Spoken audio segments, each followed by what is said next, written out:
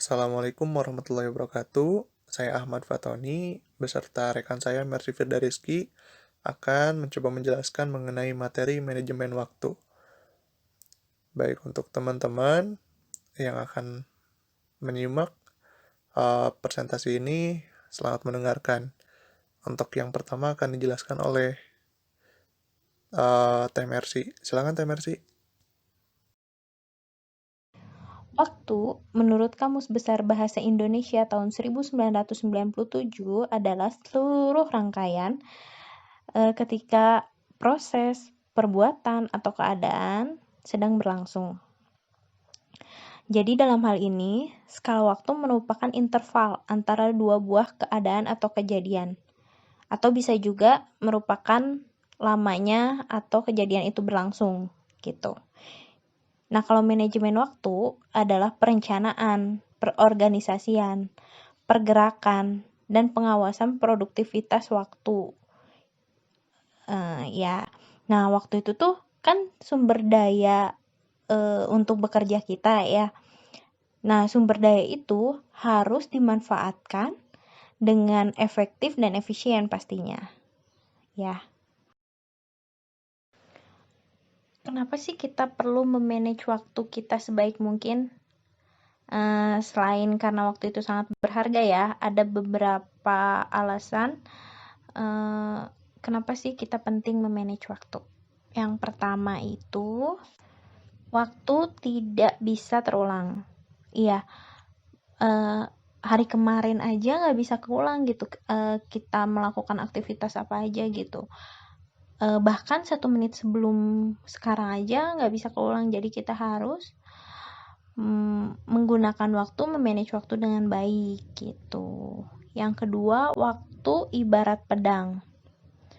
Nah, pedang itu kan tajam dan kalau kita menggunakannya dengan nggak benar gitu, kita akan celaka. Nah, gitulah waktu gitu. Jadi kalau kita tidak menggunakannya dengan baik, tidak memanage waktu dengan baik, kita akan celaka dan mungkin menyesal di kemudian hari, seperti itu. Yang ketiga, waktu adalah peluang. Nah, waktu adalah peluang di sini adalah peluang itu kan nggak datang 2 kali gitu. Sekalinya datang mungkin itu kebetulan. Jadi kita harus manage waktunya dengan baik karena kesempatan itu nggak mungkin datang 2 kali gitu.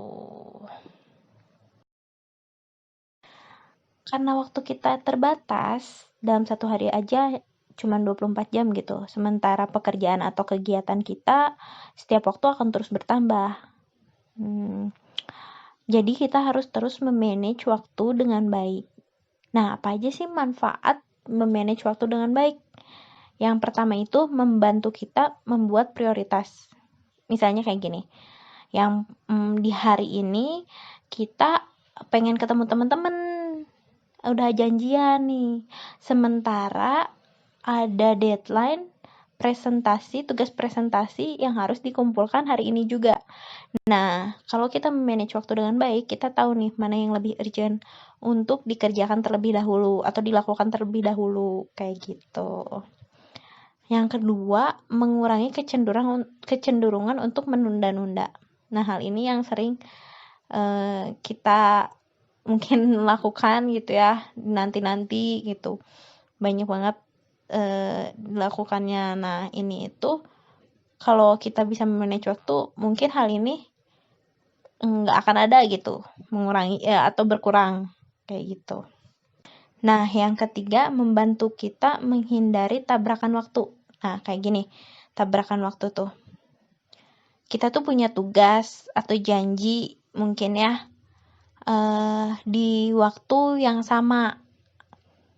Kayak jadi kita nggak akan tabrakan tuh, kita kan udah manage waktu dengan baik gitu, bikin jadwalnya gitu. Kalau hari ini tuh ada deadline buat proposal presentasi misalnya gitu. Nah, jadi kalau misalnya ada yang buat janjian ke teman di hari itu, kita bisa reschedule ulang nih dan mungkin bisa nego ke teman, aku nggak bisa hari ini karena ada ada presentasi gitu, jadi nggak bisa ketemu. Nah, dengan memanage waktu kita bisa menghindari tabrakan waktu kayak gitu. Yang keempat, memberi kita kebebasan dan mengendalikannya. Jadi waktu itu nggak ngebatasin ruang kita gitu kan, nggak ngendaliin kita juga gitu, kita yang mengendalikan di waktu itu sendiri gitu, kita yang memanage waktu itu sendiri.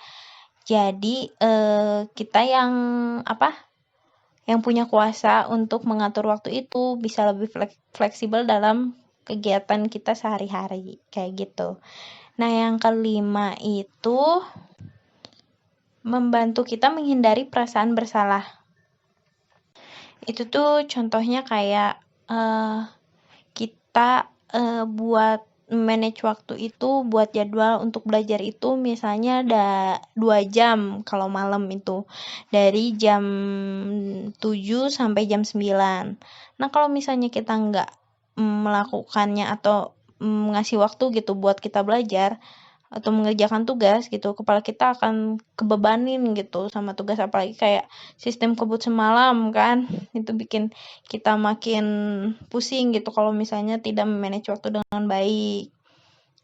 Jadi kita nggak akan ngerasa bersalah atau terbebani dengan tugas-tugas gitu, karena kita memanage waktu dengan baik. Nah, yang terakhir, membantu mengevaluasi kemajuan kita. Jadi, contohnya kayak gini, di minggu kemarin kita bisa baca buku sampai 75 halaman seminggu tuh. Tapi minggu ini kenapa ya? Kita tuh baca tuh cuman bisa 60 halaman. Nah, di situ berarti kan yang kurangnya itu 15 halaman. Jadi kita bisa mengevaluasi kenapa nih minggu ini kita kurang 15 halaman, aktivitas apa sih yang dilakuin. Jadi kita tahu gitu, apa aja sih yang harus dilakukan dan tidak dilakukan, urgent atau tidaknya gitu. Jadi kita bisa mengevaluasi kemajuan kita setiap harinya gitu, setiap waktunya. Kayak gitu. Baik, terima kasih kepada Teh Mercy yang sudah menjelaskan di awal. Saya akan menjelaskan mengenai aspek manajemen waktu. Di sini menurut Atkinson dalam Bahru Rosyid Budais, menjelaskan ada 7 aspek dalam manajemen waktu. Yang pertama, menentukan tujuan. Jelas ya di sini tujuan apa yang akan kita capai dalam manajemen waktu. Yang kedua, menyusun prioritas. Kita perlu menyusun prioritas dalam setiap kegiatan. Agar apa? Agar kita bisa mendahulukan mana yang lebih penting, seperti itu. Nah, yang ketiga, menyusun jadwal. Setelah kita menyusun prioritas dari kegiatan yang paling penting sampai yang biasa saja, di situ kita tahu bahwa kita harus mendahulukan dan mana yang harus kita kerjakan terlebih dahulu. Nah, yang keempat ini bersikap tegas. Kita perlu bersikap tegas terhadap diri sendiri agar apa? Agar kita disiplin dan konsisten dalam melakukan setiap kegiatan. Yang kelima, menghindari penundaan. Jelas ya di sini agar tidak banyak waktu yang terbuang sia-sia. Nah, yang keenam ini bersikap asertif. Kita perlu menghargai diri sendiri dan perlu menghargai prioritas kegiatan kita. Jadi misalkan ada teman yang mengajak di luar, mengajak berkegiatan di luar jadwal prioritas kita, kita berhak menolak dengan sikap yang baik. Nah, yang ketujuh, meminimalkan waktu yang terbuang. Jadi misalkan kita banyak melamun, berpikir atau apapun, nah itu dikurangi ya untuk memanajemen waktu lebih baik. Baik, untuk selanjutnya, sumber pemborosan waktu. Di sini saya akan menyebutkan beberapa sumber pemborosan waktu yang sering terjadi pada diri kita.